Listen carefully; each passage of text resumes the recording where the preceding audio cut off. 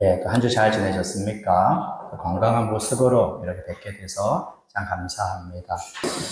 음, 지금 저희는 이 복음 전도에 관한 말씀을 우리가 함께 또 듣고 있습니다. 하나님이 교회에 주신 사명인 복음 전도를 어떻게 할 것인가? 그럴 때 당연히 그것은 성경에 근거한 복음 전도여야 될 겁니다. 성경의 원리, 성경의 말씀, 또 성경의 그 방식들을 따를 때 하나님이 기뻐하는 전도가 되고 또 성령이 역사하시고 또 전도의 열매가 있을 것입니다. 그렇지 않고 인간의 원리, 방식, 사람의 그 말들을 전한다면 뭔가 모양이 있어 보이고 화려해 보이지만 그 안에 성령의 역사가 없고 하나님이 주시는 열매가 없을 것입니다.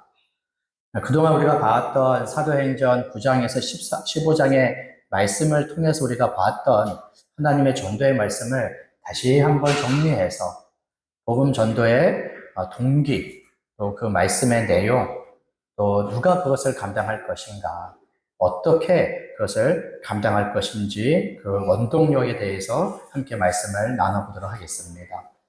오늘 두 번째 시간으로 복음을 전할 때 무엇을 전할 것인가, 복음 전도의 말씀의 내용은 어떤 것이어야 하는지를 우리 함께 생각해 보도록 하겠습니다.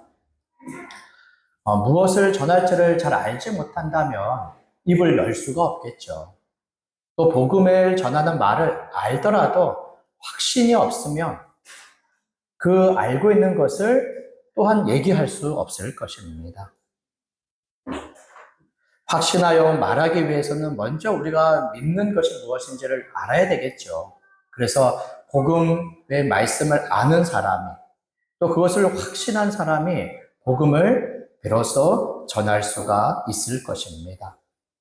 그래서 이미 우리가 믿고 있고 확신하는 것, 우리가 구원을 얻기 위하여 아는 그 말씀을 전하면 될 텐데 그것을 오늘 이 말씀을 통해서 한번 정리해보는 시간을 갖도록 하겠습니다. 오늘 요한복음 3장의 말씀에 보면 복음의 아주 한 말씀을 아주 잘 담아두고 있습니다. 14절부터 한번 보세요. 예수님께서 하시는 말씀이죠.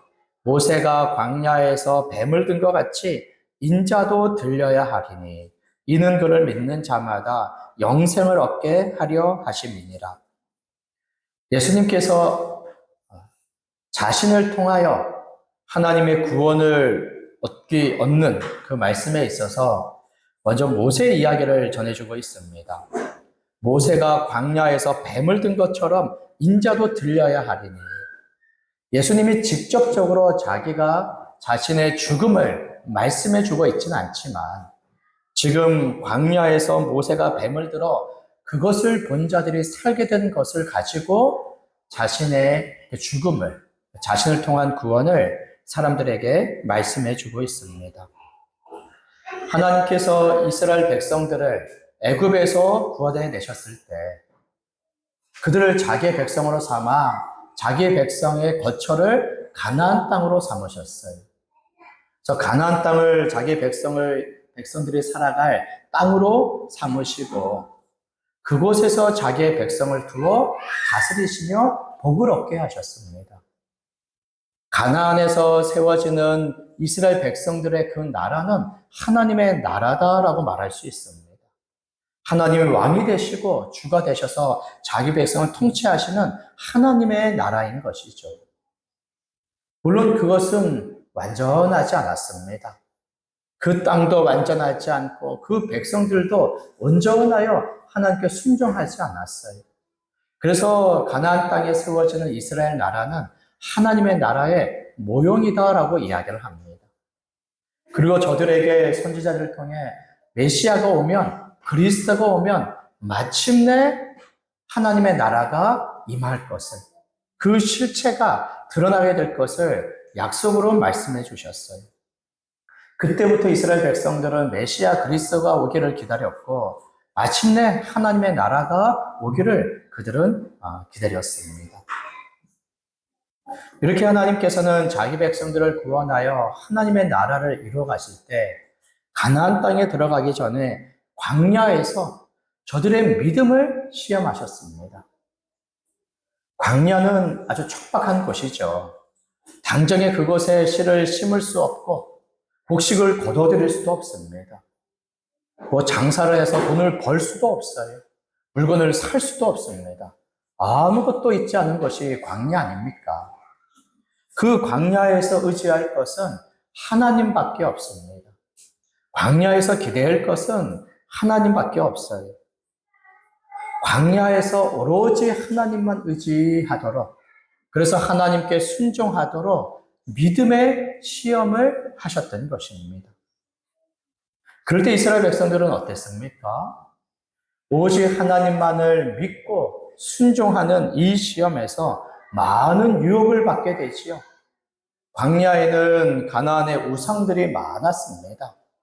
당장의 눈에 보이는 우상들이 아주 많았어요.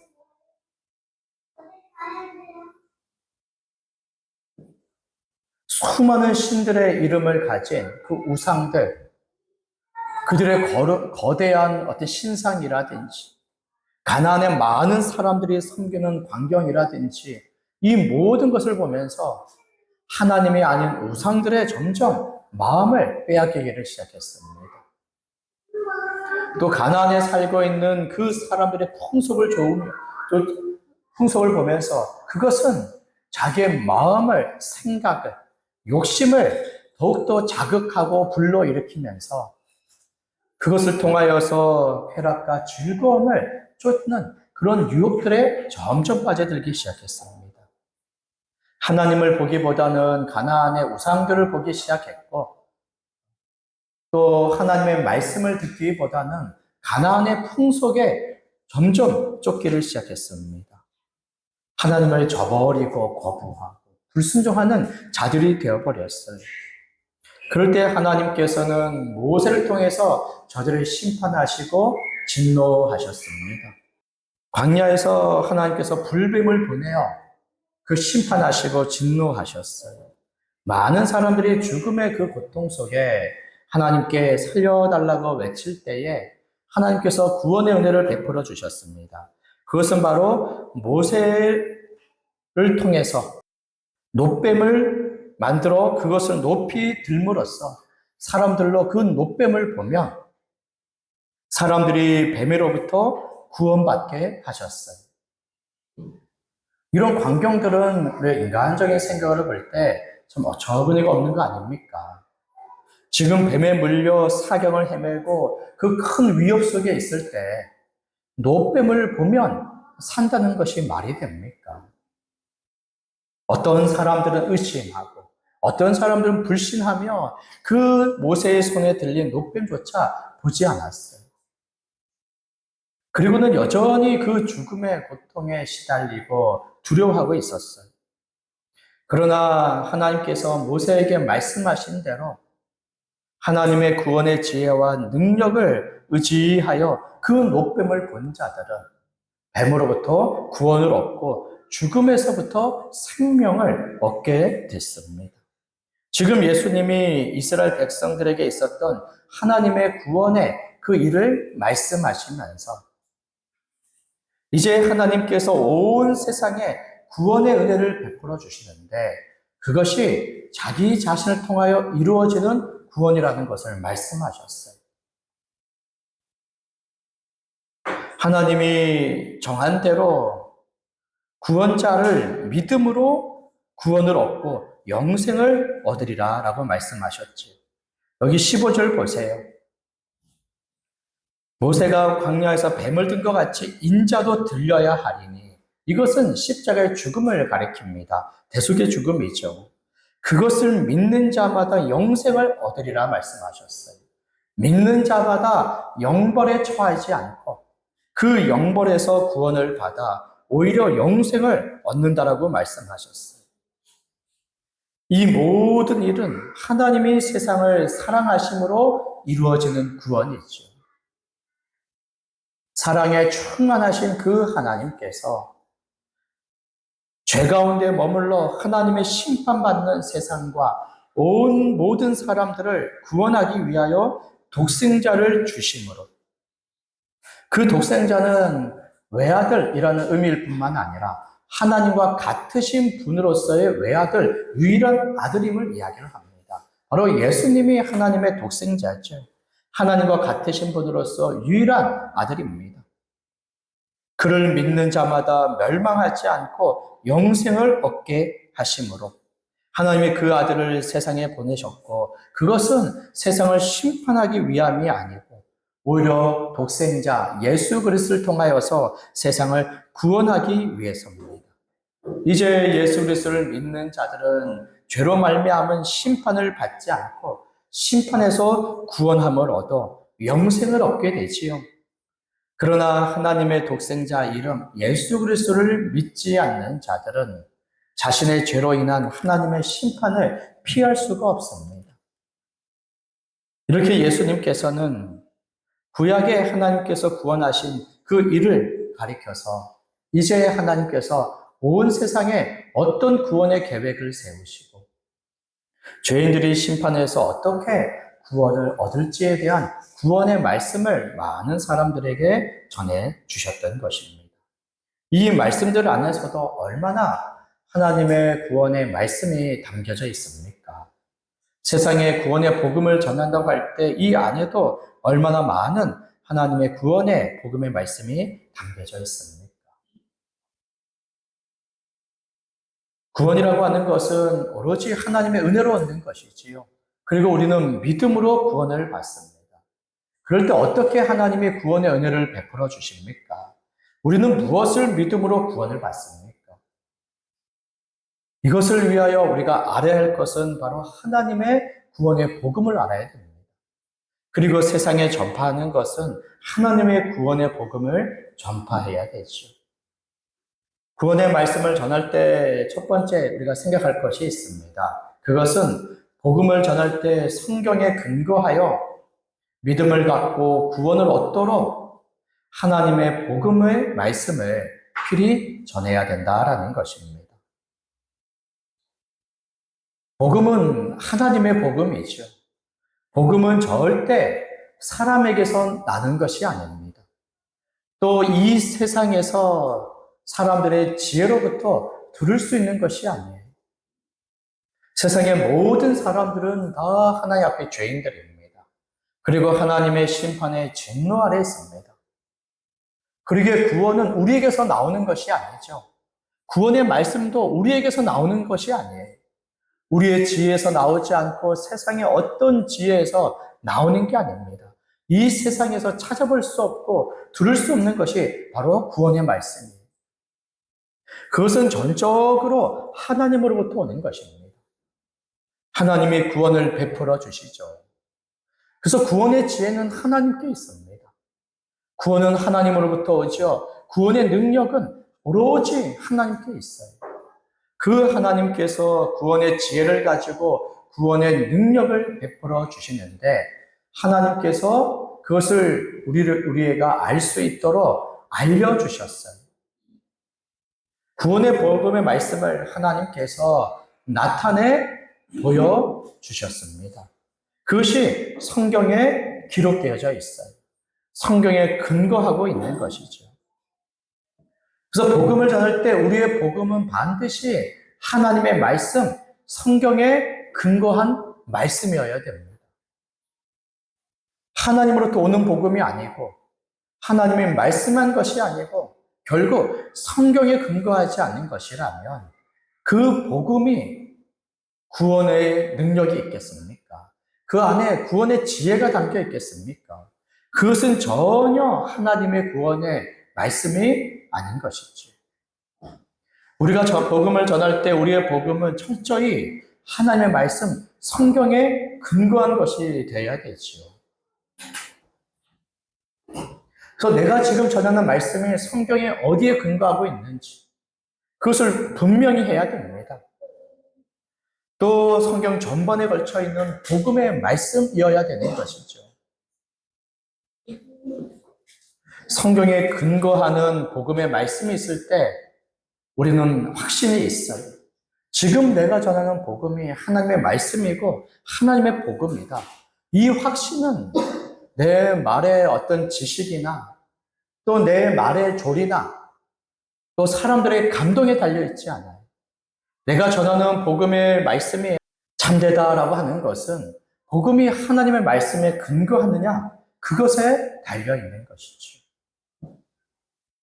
우리가 하나님의 말씀 성경에 근거하여 복음을 전한다면 그것은 틀림없는 복음이요, 그 안에 구원의 지혜와 능력이 있습니다.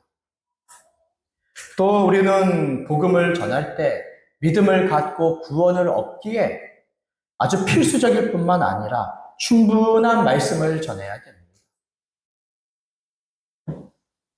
사람들에게 세상의 어떤 학문이나 또 어떤 기술을 소개하고 안내해 줄 때도 그저 몇 마디 말들로 기술이 전수가 되지 않고 몇 마디 말로 학문이 전달이 되지 않죠. 그 학문과 기술에 대한 충분한 지식, 그것을 충분히 설명해 줘야 됩니다. 그런 것처럼 하나님의 구원의 말씀도 간단한 몇 마디 말로 전할 수 있는 게 아닙니다. 예수 믿으라, 구원받으라, 그런 몇 마디 말로 될 수 있는 것이 아니에요. 하나님의 구원의 말씀을 성경의 하나님은 충분히 그것을 알려주셨어요. 반복하여 그것을 말씀해 주셨고 아주 풍성하게 그것을 말씀해 주셨습니다. 그 충분한 하나님의 말씀이 바로 성경 66권에 담겨 있는 것이죠. 우리가 구원의 복음의 말씀을 전할 때 필수적인 말씀들을 충분히 전해야 됩니다. 그래야 이해할 수 있고 또 그것을 받아들일 수 있죠. 이해하고 받아들이는 것을 비로소 의지함으로 믿음을 가져 구원을 은혜로 받을 수가 있는 것입니다. 그래서 우리의 복음의 전도는 철저히 성경의 말씀에 근거해야 되고 필수적인 그 말씀을 충분히 우리가 전해야 하는 것이죠. 그래서 그 몇 마디 말로 우리가 충분히 전했다라고 말할 수 없습니다. 오히려 사람들이 이해하고 받아들일 수 있도록 더욱더 우리가 말할 것을 준비하는 것이 필요할 것입니다. 그러면 우리가 어떤 말씀을 전해야 됩니까? 도대체 어떤 말씀이 필수적이고 어떤 말씀을 전해야 우리 충분히 전했다라고 이야기할 수 있습니까? 그 첫 번째 우리가 전해야 할 말씀은 반드시 하나님으로부터 우리가 시작이 돼야 됩니다. 과연 사람으로부터 이 복음의 말씀의 시작이 될 수 있을까요? 사람은 이 세상에 스스로 나지도 않았고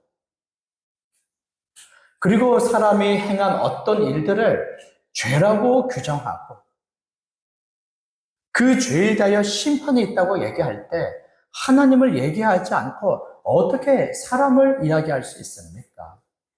사람을 이야기하기 전에 먼저 하나님을 이야기해야 되지요. 하나님을 말하기 전에 먼저 예수 그리스도를 이야기할 수 없습니다. 그는 그리스도 구원자로 이 세상에 오셨어요. 그리고 사람이 되시고 십자가에 죽임당하셨습니다. 그 모든 일들은 우리의 구원을 위해서죠. 우리는 왜 구원이 필요합니까? 그저 우리의 감정을 치료하고 우리의 근심을 덜어주고 우리의 친구가 되기 위하여 예수 그리스도가 필요합니까? 결코 그렇지 않지요. 그는 우리의 죄를 해결하시고 심판 가운데 구원을 베풀어 주시는 분이십니다.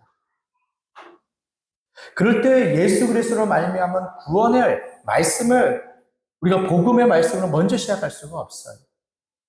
하나님으로부터 그 말씀이 시작이 되어야 됩니다. 복음을 전할 때 우리는 먼저는 하나님을 이야기를 해야 됩니다. 하나님이 어떤 분이시며 또 온 세상에 하나님께서 무엇을 행하셨고 우리에게 어떤 복을 주셨는지 언제나 복음의 말씀은 하나님으로부터 시작이 되어야 됩니다.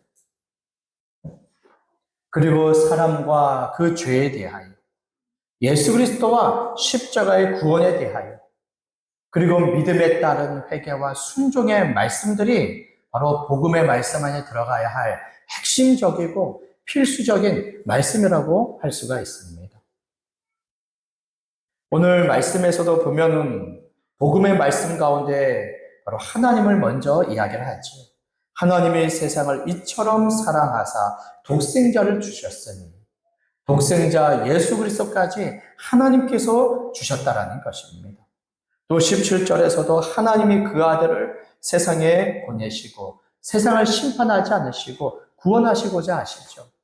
복음의 말씀은 언제든지 하나님으로부터 시작이 되어야 됩니다. 그때 그 하나님은 어떤 분이십니까? 하나님은 스스로 계신 분이세요. 우리 모든 사람은 어떤 누구도 스스로 난 자가 없고 그리고 이 세상에 그 어떤 것도 스스로 있는 것은 없습니다. 그러나 오로지 하나님만이 스스로 계신 분이시죠.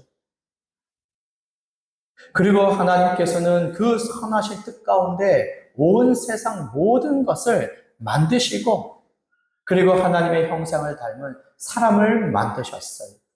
그래서 하나님을 창조자라고 우리는 부릅니다.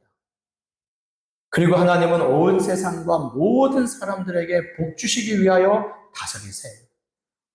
그 왕이 누구냐에 따라 또 어느 모임의 장이 누구냐에 따라 그 모임과 그 나라가 잘 사람들이 행복하고 잘 사는 것이 그 장과 그 왕의 많은 부분 달려있는 것처럼 하나님이 온 세상의 창조자시며 주님으로 다스리심에 온 세상의 복에 온 세상과 사람에게 복이 넘쳐나고 온 세상과 사람은 비로소 안식할 수가 있는 것이죠.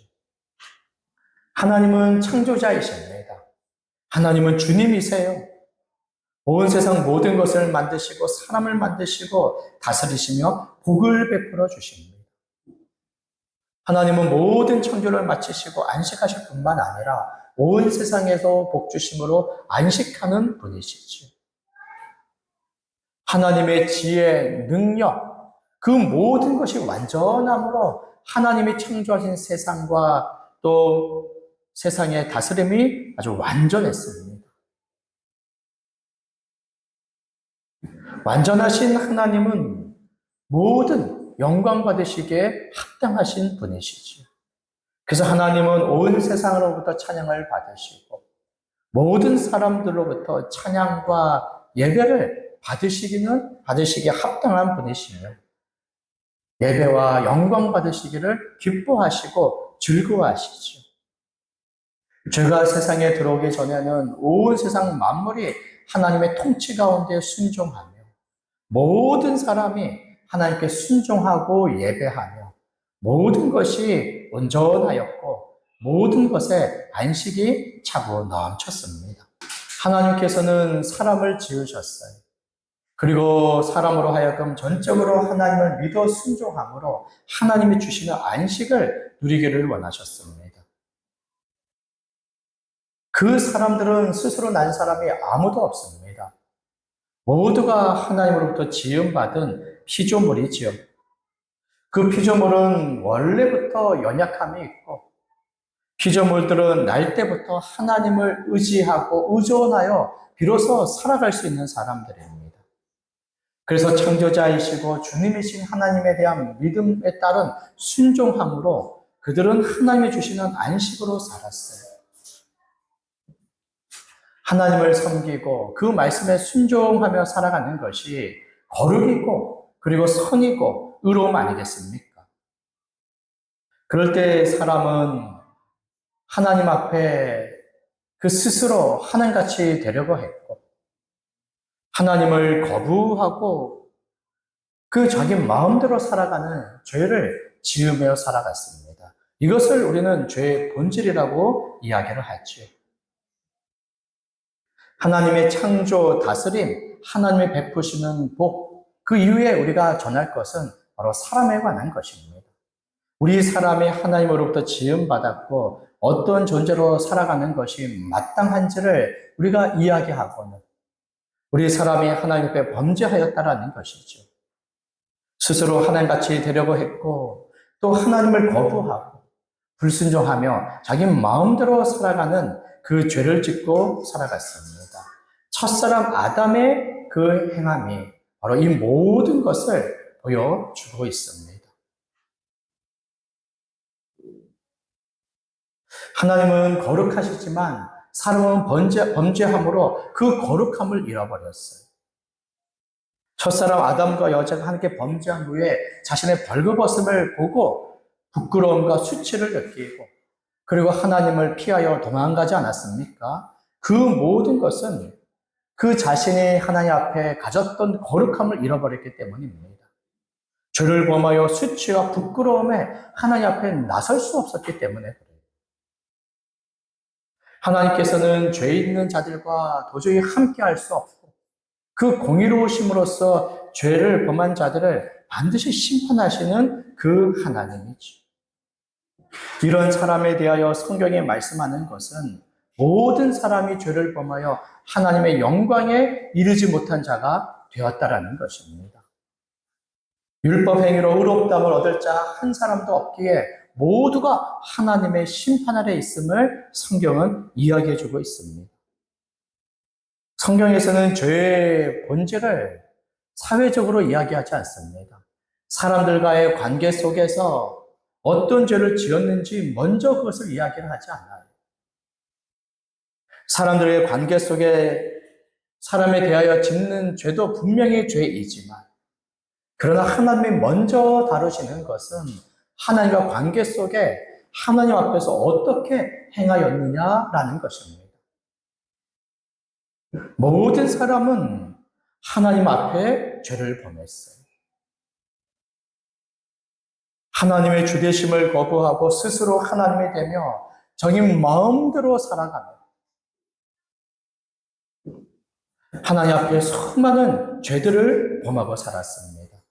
그 죄들에 대하여 하나님은 심판하시죠. 진노하십니다. 저주합니다. 로마서 1장 18절에 보게 되면 하나님의 진노가 하늘로부터 이미 내려 있음을 이야기를 합니다. 그리고 온 세상은 마지막 심판을 향하여 지금 달려가고 있는 것이죠. 누가 하나님의 심판을 거부할 수 있습니까? 또 누가 하나님의 심판을 막아설 수 있습니까? 모든 사람들은 죄인들로서 하나님의 심판에 머물러 있을 뿐만 아니라 스스로 심판에서 벗어날 수도 없고 다른 사람 한 사람도 심판에서 구할 수 없는 그 무능력한 사람들입니다. 그리고 마지막 심판을 향하여 여전히 죄 가운데 살아가고 있어요. 죄책으로 하나님의 심판을 받을 뿐만 아니라 죄 오염 속에 타락하고 부패하여 늘 죄 가운데 머물러 살아가며 하나님에 대해서는 예배하지 않고 또 순종하지 않으며 또 사람들 사이에서도 온갖 죄를 짓고 살아가지요. 가정에서 우리가 범하는 말과 그 행한 것의 잘못은 얼마나 많습니까?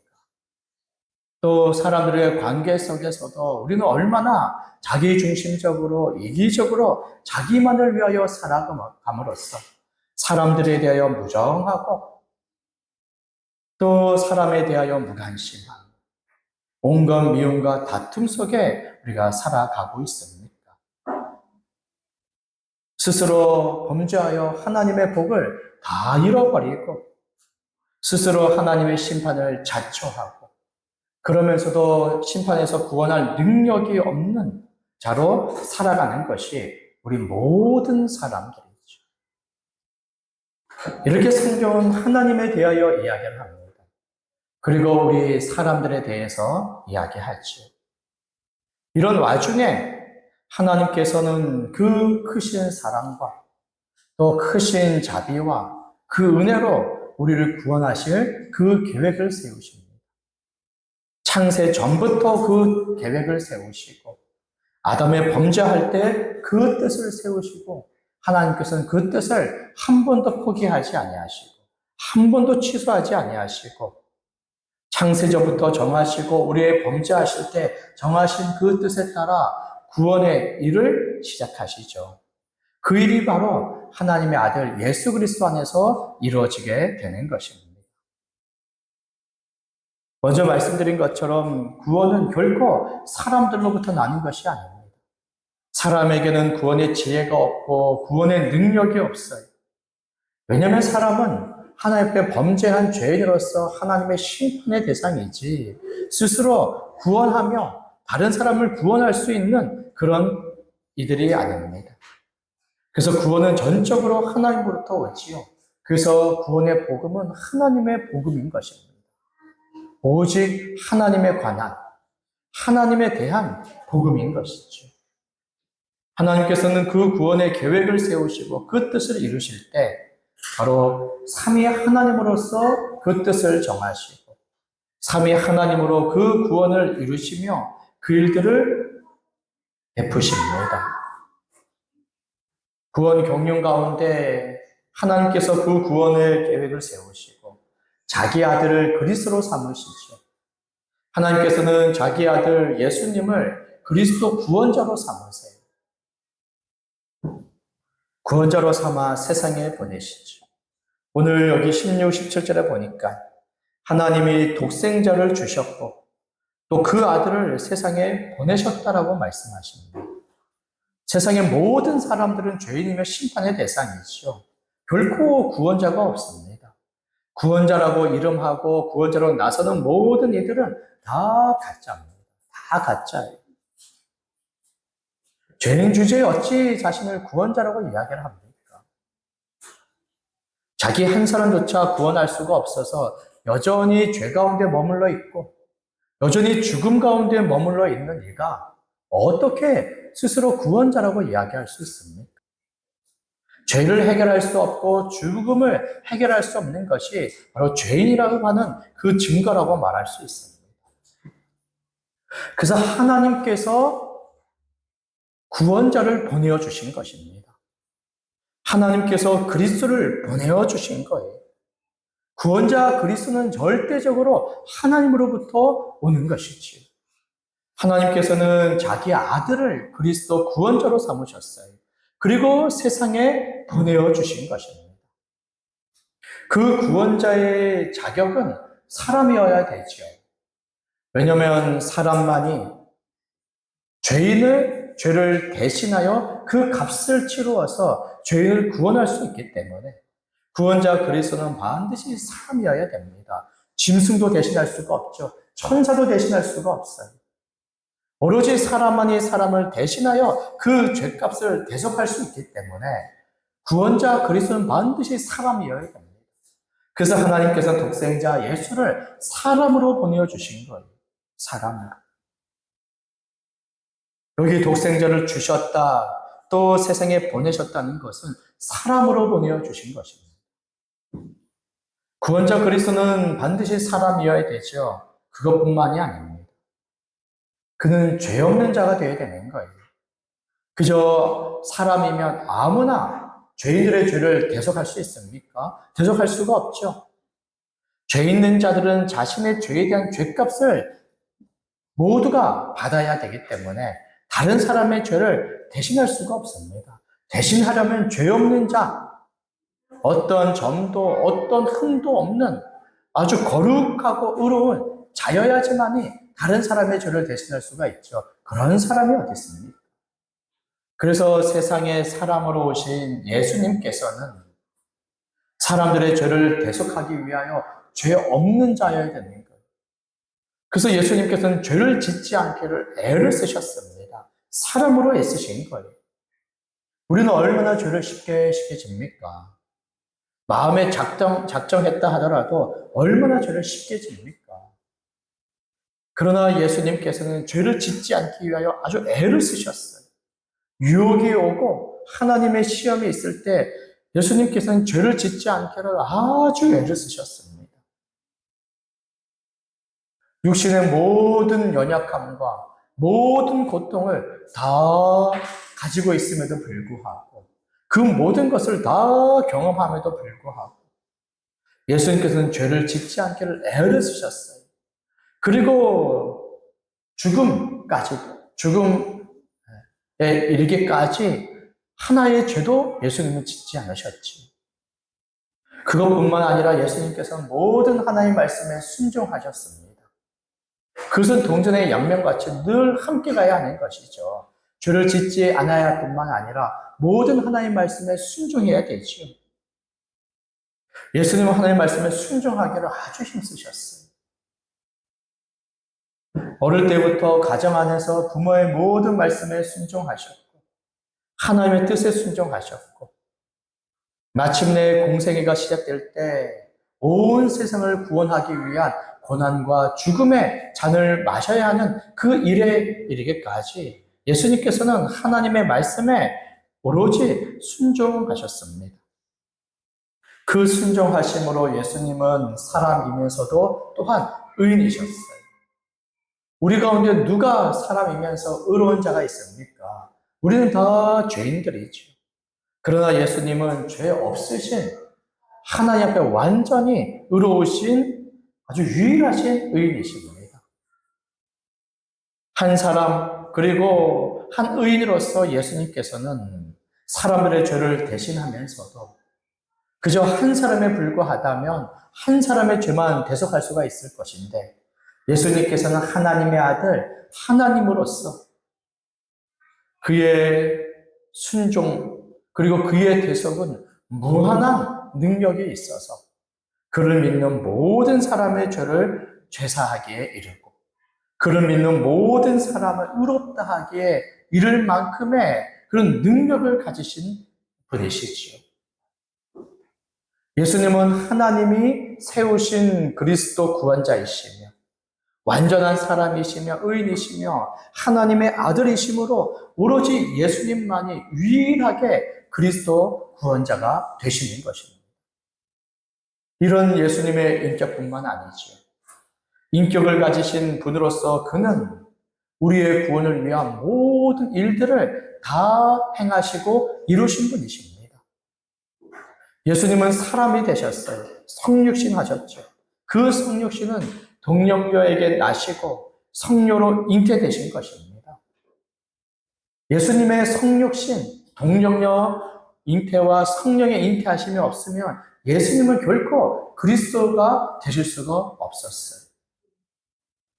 예수님은 이렇게 성육신 하실 뿐만 아니라 공생애를 시작하시면서 모든 고난과 십자가의 대속의 죽음을 친히 다 감당하셨어요. 그것은 자기 죄를 위한 죽음이 아닙니다. 모든 사람들의 죄를 위한 죽음이었어요. 고난받지 않으시고 십자가에 죽음당하지 않으셨으며 어찌 하나님의 구속을 그의 대속으로 이룰 수가 있었겠습니까? 예수님은 십자가에 죽으심으로 하나님의 구속의 뜻을 다 이루셨습니다. 그리고 하나님께서는 하나님의 모든 뜻을 이루신 예수 그리스도를 살리시고 또 하늘로 올리시고 하나님의 보좌 우편에 앉게 하심으로써 만물의 주와 그리스도가 되게 해 주셨어요. 예수님의 성육신, 공생애, 십자가의 죽음, 부활, 하늘에 오르신 승천, 또 높임 받으신 승귀, 그리고 약속한 성령을 보내어 그가 이루신 구원을 그를 믿는 모든 사람에게 베풀어 주시는 이런 모든 구속의 일들이 그리스도 안에서 마침내 이루어짐으로써 오로지 예수 그리스도가 구원자 그리스도가 되시고 하나님은 그리스도 안에서 모든 사람의 구원을 이루어 주시는 것이죠. 하나님을 이야기해야 되지요. 그리고 사람에 관하여 이야기해야 됩니다. 그리고 하나님이 세우신 구원자 그리스도로서 예수 그리스도의 인격과 그의 사역에 관한 말씀이 필히 복음의 말씀 안에 담겨 있어야 되는 것이죠. 이 말씀이 있을 때 복음을 이해할 수 있습니다. 이 말씀들을 전할 때, 들을 때 그 말씀을 어느새 받아들이고 또 그것을 믿을 수가 있는 것이죠. 예수 그리스도에 관한 말씀을 전할 때 하나님께서 구원의 은혜를 베풀어 주시죠. 그 구원의 은혜를 무엇으로 베풀어 주십니까? 바로 믿음을 통하여 베풀어 주십니다. 하나님으로부터 오는 구원의 은혜를 우리 사람이 받을 수 있는 유일한 방도는 바로 믿음이죠. 그래서 믿음이라는 것이 구원의 복음의 말씀에 반드시 자리 잡아 있어야 된다는 것입니다. 하나님의 주시는 구원을 우리 스스로 얻을 수 없습니다. 우리는 이미 하나님 앞에 범죄하여 심판을 받을 대상이죠. 그 죄값은 영원한 것이기 때문에 우리 스스로 그 죄값을 영원히 받아야 되는 겁니다. 영벌에 져야 되죠. 세상에서도 아주 큰 죄를 범한 사람들에 대하여 종신형이라고 하는 큰 벌을 내게 된 것처럼 가장 크신 그 하나님에 대한 우리의 범죄의 그 심판의 크기는 바로 영원하다라는 거예요. 영원한 형벌이지요. 영원한 지옥의 형벌입니다. 우리는 이것을 받을 자들로서 우리 스스로 구원을 얻을 수가 없어요. 우리의 선행으로 구원을 얻을 수 있습니까? 우리가 하나님 앞에 선을 행하고 사람들 앞에 선을 행한 그것이 하나님의 거룩과 하나님의 의에 이룰 수 있습니까? 만족할 수 있습니까? 그것은 얼마나 보잘것없는지 모릅니다. 우리 스스로 선행과 거룩한 것을 행하여서 옷을 만들어 입을 때 나는 참 괜찮다. 나는 괜찮은 거룩과 의의 옷을 입었다라고 생각합니까? 성경에서는 우리의 스스로의 행한 것에 옷을 두고는 누더기와 같다라고 이야기하는 거예요. 누더기의 옷과 같다. 하나님의 거룩, 모든 율법에 나타난 하나님의 거룩을 우리가 가지지 못하였기 때문에 조금은 선을 행한 것으로서 나 자신을 두고 괜찮은 것처럼 여기죠. 그러나 하나님의 거룩함과 그의 거룩한 모든 계명을 그 속속들이 알아 그 거룩함에 비추어서 우리 자신을 본다면 우리는 자신이 하나님 앞에 지금도 얼마나 큰 죄인인지, 선을 행하면서도 하지 않은 것이 얼마나 많은지, 그 선조차도 때로는 사람에게 자랑하기 위하여 여전히 자기의 욕심을 그렇게 움켜쥐고 있는 아주 보잘것없는 그런 선이라는 것을 보게 되죠. 그런 것으로 어찌 우리가 자랑할 수 있습니까? 선한 것으로 구원을 얻을 수 있다라고 자신할 수 있습니까? 그래서 구원은 전적으로 하나님의 은혜에서 오며 선물로서 오는 거예요. 그저 구원의 은혜의 선물을 주시라고 손을 내미는 것 말고는 우리가 할 것이 아무것도 없다라는 것입니다. 하나님께서 그 구원의 은혜의 선물을 무엇을 통해서 주십니까? 믿음을 통해서 주시는 거예요. 믿음을 통해서. 에베소서 2장 10절에 보니까 하나님이 그 은혜에 의하여 우리에게 믿음으로 말미암아 구원을 선물로 주신다라고 얘기합니다. 전적인 하나님의 은혜에 의하여 믿음을 통해 선물을 주시는 거죠.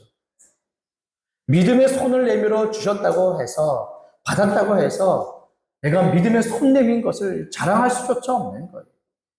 내 믿음의 손 때문에 내가 손 내밀었으니까 주셨지, 내가 받았지, 믿음의 손을 자랑할 수가 없는 것입니다. 이것은 얼마나 부끄러운 손인지 몰라요. 그거는 전적으로 하나님의 은혜로 오죠. 그러면서도 하나님께서 그 은혜를 믿음 가운데 베풀어 주신다라는 것입니다. 은혜 위에 은혜를 베풀어 주시는 것이죠. 그럴 때 믿음이 반드시 복음의 말씀 안에 들어가야 돼요. 그리고 믿음을 이야기할 때 우리는 믿음의 회개와 믿음의 순종을 이야기를 해야 됩니다. 그저 좀 믿어요라고 하는 말로는 충분하지 않아요. 그저 믿습니다라고 하는 것으로 교회를 떠나가는 이들이 수두룩합니다. 회개와 순종하는 믿음이 없이 그저 믿습니다라고 하는 것으로 여전히 교회 안에 머무르며 구원의 은혜를 받지 못하고 거룩하게 살아가지 않는 이들이 또 많습니다. 오로지 믿음으로 구원의 은혜를 선물로 받지만 이 믿음의 성격, 믿음의 본질이 어떤 것인지를 말씀을 통하여 알 뿐만 아니라 이것을 얘기해 줘야 된다는 거예요. 그냥 믿는다고 하세요. 그 영적 기도문을 시켜놓고 그냥 따라한 것으로 믿음이 있고 구원을 받았습니다라고 확신시켜 주지 마세요. 그런 거짓 확신이 어디 있습니까? 믿음이 있는 사람들의 이런 말과 그리고 그런 확신은 얼마나 그들에게 중요한지 모릅니다. 그저 믿는다라는 말 한마디, 그런 전도의 축제 때 교회에 와서 복음의 말씀을 듣고 자리에서 한 번 일어났다는 것으로 믿음이 있는 것처럼 그렇게 확신시켜 줌으로써 구원받은 자처럼 그렇게 생각하는 것은 얼마나 위험한지 모릅니다. 실제 그 안에 진실하고 참된 믿음이 없으면 어떡합니까? 하나님이 그에게 아직 구원의 은혜를 베풀어 주지 않으실 수도 있잖아요. 근데 무엇을 확신하고 무엇에 근거해서 믿음이 있다라고 하고 구원을 받았다라고 이야기를 합니까? 그럴 때 우리는 믿음에 참된 것으로서 믿음 안에 회개가 있고 순종이 있다는 것을 이야기해야 되는 거예요. 회개라고 하는 것은 언제나 하나님에 대한 회개죠. 하나님 앞에서의 우리의 회개입니다. 우리의 죄가 하나님께 지은 죄요. 지금 우리는 하나님의 심판 아래에 있지요. 그러니 우리는 누구에게 회개를 해야 됩니까? 하나님께 나아가서 하나님 앞에서 우리의 죄 범한 것을 회개해야 되는 것이죠. 그럴 때 하나님과 상관하지 않고 그저 미안합니다. 죄송합니다. 그것은 도대체 누구에게 하는 회개입니까? 회개하면서 마음에 괴로워 눈물을 흘린 것, 그것이 회개의 증거라고 이야기할 수 있습니까? 우리의 회개는 하나님 앞에 나와 하나님에 대하여 회개하는 것입니다. 죄의 본질로서 하나님을 거부하며 나 스스로를 하나님같이 여기며 하나님의 말씀과 상관없이 내 마음대로 살아온 내 인생 전체, 선한 것 하나 없는 내 인생 전체, 선한 것 하나 없는 내 마음을 가지고 나와 죄인으로서 내 자신이 하나님 앞에 나와 회개하는 것이죠. 제가 하나님 앞에 죄인입니다. 내 마음에 선한 것이 없고 생각하는 모든 것과 내 삶에 행한 모든 것이 다 하나님 앞에 죄입니다. 라고 고백해야 되는 것이죠. 그리고 죄 용서함과 구원의 은혜를 베풀어 주는 하나님 앞에 나와 죄 용서와 구원의 은혜를 달라고 구해야 되지. 하나님 앞에 나와 회개하고 하나님의 은혜를 구하며 우리는 하나님이 구원자로 삼으시고 그리스도로 삼으신 예수 그리스도를 믿어야 되는 것입니다. 그가 우리 앞에 계시면 그에게로 나가야 되지요. 그 예수 그리스도가 우리 죄 위에 십자가에 달리신 분으로서 우리 눈앞에 있으면 그분을 바라봐야 되죠. 그리고 십자가에 달리신 예수 그리스도에 관한 말씀이 전파되면 그 말씀을 들어야죠. 그 예수님을 믿어야죠. 내 구원자시다. 내 구원을 이루실 분은 오직 예수 그리스도밖에 없다. 그 전적으로 그분만을 의지하고 다른 구원자가 어디 있습니까? 다른 구원자를 다 뒤로 하고 그 거짓에 속지 않으며 오직 예수 그리스도만이 구원자이심을 믿는 그 믿음을 가지고 오직 그분만을 의지해야 하는 것입니다. 그리고 그분의 십자가, 우리의 죄를 위하여 대속하신 그분의 십자가, 그 십자가에 달리신 그리스도만을 믿고 그를 의지해야 하는 것입니다. 또한 그가 우리의 구원자시며 주님 되시니 이제 그분만을 의지하며 그의 백성으로 그의 제자로 순종하며 살아가는 것이 바로 믿음 안에 본질적으로 담겨있는 회개와 순종이라는 것입니다. 하나님에 대한 회개 없이 어찌 믿음을 갖습니까? 예수 그리스도에 대한 믿음과 그 순종 없이 어찌 믿음이 있노라라고 말할 수 있습니까? 그래서 참된 믿음을 가진 자들은 회개의 모양이 있고 순종의 모양이 있고 회개의 삶이 있고 순종의 삶이 있습니다. 그리고 회개와 순종의 열매가 그의 삶에 나타나게 되는 것이죠. 믿음이 있노라 하면서 처음에는 회개와 순종이 어렵고 또 그 열매가 보잘것 없지만 오로지 회개와 순종하는 믿음을 통하여 하나님의 구원의 은혜를 베풀어 주시기에 하나님 앞에 회개하기를 힘쓰고 늘 순종하기를 힘쓰죠. 어느새 우리의 믿음이 단단해지고 어느새 우리의 믿음이 굳건해지고 자라나면서 이제는 회개의 열매와 순종의 열매도 행하는 것이 쉽고 또 그 열매가 풍성하게 되는 것이죠. 회개와 순종하는 믿음을 가진 자들은 이제는 어떻게 살아갑니까? 자기만을 위하며 자기 마음대로 살던 삶에서 날마다 회개함으로 돌이키며 하나님을 자신의 주로 삼고 하나님의 말씀에 순종하며 하나님 앞에 거룩하게 살아가는 것입니다. 그 거룩함이 하나님을 예배함으로 또 하나님의 계명을 지킴으로 나타나지요. 그리고 그것은 이스라엘 백성들이 가나안의 우상의 유혹에 넘어가지 않고 오로지 하나님만을 예배하며 살기를 힘썼던 것처럼 온 세상의 그 어떤 것도 자기의 우상으로 삼지 않고 오로지 하나님만을 자기의 주님으로 삼아 하나님만을 위하여 살아가는 자들이 되는 것이지요. 그리고 함께 거듭나며 함께 믿으며 함께 하나님의 자녀가 된 자들과 어울리기를 기뻐하고 즐거워하며 그들과 교제하고 그들과의 교제가 하나님을 예배함으로 함께 말씀을 배움으로 더욱더 하나님을 알아 하나님을 더욱더 예배함으로 또 온 세상에 복음을 전하여 많은 사람들로 믿어 구원받아 하나님을 예배하도록 하기 위한 복음 전하는 것에 함께 도모하며 함께 협력하며 그 일들에 힘쓰는 것이지요. 이 자석이 N극과 S극이 서로 달라붙는 것처럼 또 N극과 N극은 S극과 S극은 서로 밀어내는 것처럼 이제는 악한 세상에 속한 악한 사람들의 그러한 어울림과 악한 풍조에 따르는 것들에서는 점점 멀리하고 마음에서부터 그것을 싫어하고 행함으로 그것을 멀리하면서 하나님의 자녀들과 가까이 하고 하나님의 말씀에 가까이 하고 우리 가운데 내주하셔서 인도하시는 성령과 늘 가까이 하면서 살아가죠.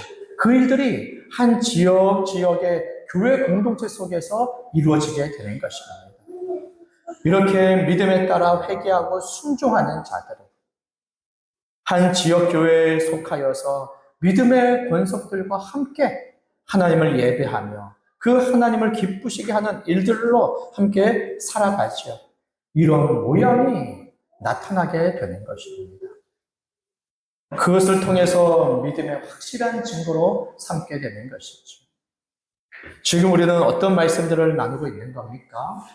우리가 복음을 전하는 데 있어서 반드시 있어야 할 말씀, 하나님에 관한, 사람에 관한, 예수 그리스도에 관한, 믿음에 관한 말씀을 지금 이야기하고 있습니다.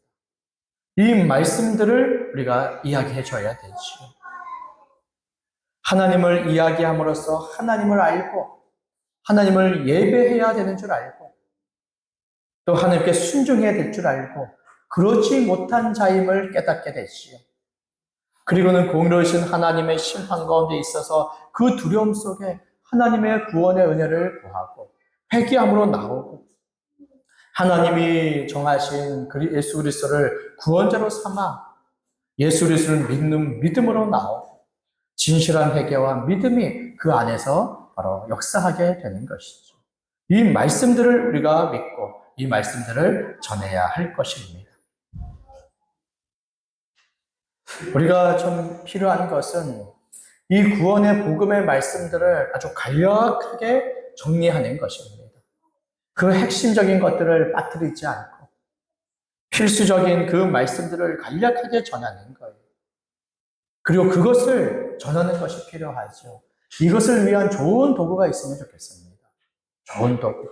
이미 우리가 알고 기억하고 있는 것을 전할 수 있죠. 말로서 얼마든지 전할 수 있습니다. 그러면서도 긴장하기도 하고 또 때로는 순간순간 잊어버리기도 해서 우리가 이 구원의 복음이 잘 요약되고 정리된 그러면서 필수적이고 그러면서 어느 정도 충분한 그런 전도의 도구가 있어서 함께 그 전도 도구를 배우고 또 그것을 연습하고 그리고는 이 복음 전도 도구를 가지고 복음 전하는 일들을 감당하기를 원합니다. 우선은 사용이라고 하는 전도 도구를 우리가 사용하려고 하는데 더 좋은 도구가 있으면 더 좋겠습니다. 그래서 할 수 있는 대로 좋은 도구를 우리가 찾거나 아니면 우리가 만들 수도 있겠죠. 그것이 당장이 어렵다면 이 복음이 그래도 어느 정도 충분히 담겨있는 전도 도구를 가지고 그것을 복음 전하는 것들을 이제 시작을 해야 될 겁니다. 그래서 우리가 가족에게, 친구에게 뭐 성경 한 권 어떻게 다 말해줄 수 있습니까? 당장에 복음의 한 권을 공부하자라고 할 수 있겠습니까?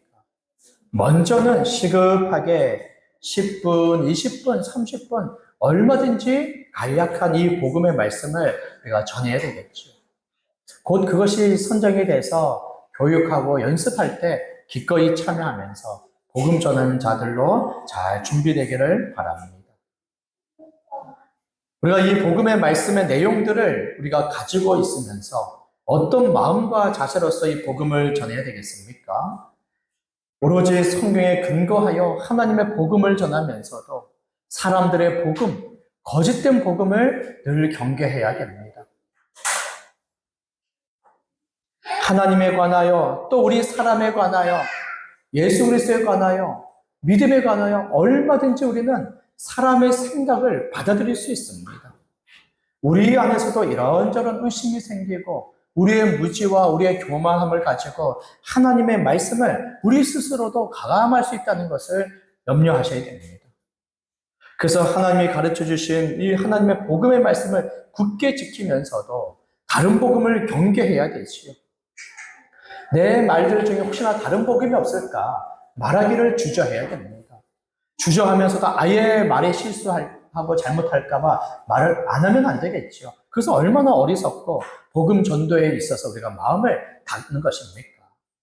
말을 해야죠. 복음을 전해야 되죠. 그러면서도 다른 말 전하지 않도록 우리가 복음의 말씀에 충분히 우리 이것을 정리하고 또 암기하고 전할 말들을 준비하여서 하나님의 복음의 말씀만을 전하기를 힘을 써야 됩니다.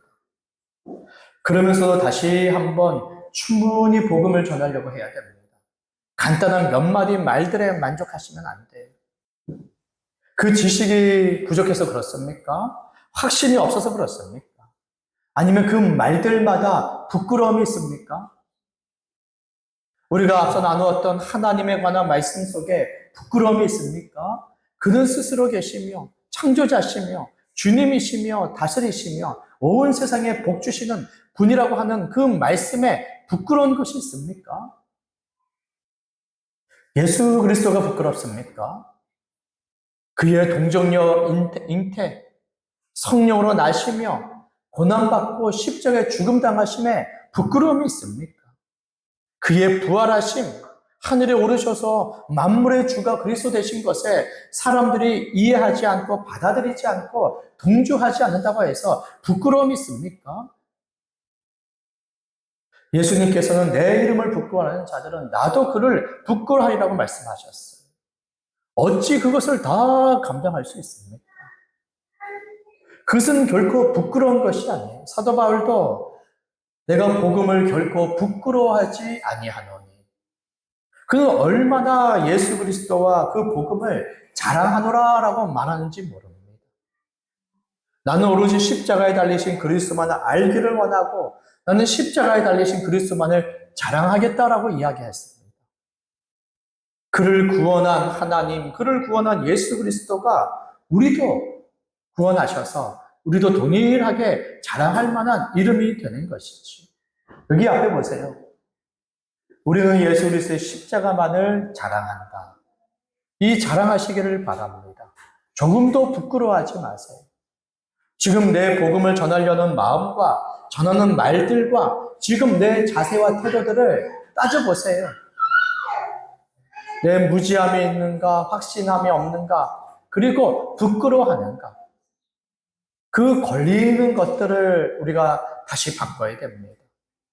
지식이 부족하다면 지식을 더욱더 배우고 확신이 없다면 하나님의 은혜를 간구하며 말씀을 배우며 더욱더 확신하고 그리고 자랑하도록 우리의 마음과 자세와 태도들을 바꿔야 되지.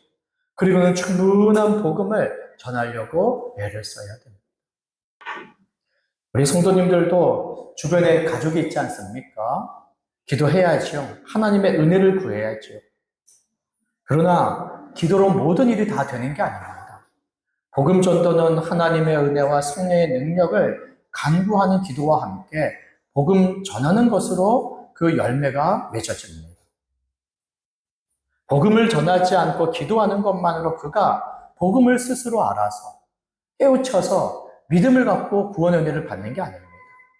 반드시 복음 전하는 우리의 말들 속에 그것을 알고 믿음을 가져 구원 은혜를 받게 되는 것이지. 그의 영혼 구원을 위하여 기도할 뿐만 아니라 복음을 전할 마음과 담대함을 갖도록 기도하세요. 부끄러워하는 마음, 그리고 복음 전하는 것에 외면하는 우리의 마음, 열심을 내지 못하는 게으른 마음, 그 모든 것에서 회개하여 돌이켜서 얼마든지 복음을 전하는 자, 복음 전하는 도구로서 완전히 하나님께 드려 하나님께서 얼마든지 쓰시도록 저 사람에게 가라라고 할 때 가고 저 사람에게 말하라고 할 때 말하는 이런 마음의 감동이 없어도 누구에든지 가서 복음을 전하는 자로 내 자신을 복음의 전도의 도구로 완전히 내어드려서 주가 쓰시기에 좋고 우리 스스로 얼마든지 자원하여 드리도록 복음 전하는 자로서의 변화를 위하여 우리가 기도해야 될 것입니다. 오늘 복음 전도의 그런 내용의 말씀에 관해서 함께 살펴봤습니다. 우리가 믿고 알고 믿는 그 말씀, 구원의 말씀 아닙니까? 하나님께서는 이 말씀들로 온 세상에 전파하여 여전히 세상에 하나님의 정한 자들을 구원하기를 원하십니다. 그들을 알지 못하기에 또한 우리는 그 말씀에 따라 모든 사람에게 가서 모든 사람들에게 복음을 전해야 될 겁니다. 이것에 긴급한 마음을 가지시고 순종하는 마음을 가지시고 오로지 복음의 말씀을 전하기에 충분한 성도님들 되시기를 바랍니다. 우리 이 시간에 함께 기도하도록 하겠습니다. 파란 하늘 햇살 가득 아버지 사랑이 샬롬의 문을 여신의 저 방향 넘어 다시 약속의 땅으로 산소망 우리에게 주신 내 사랑을 모아 온 마음 가득 모아서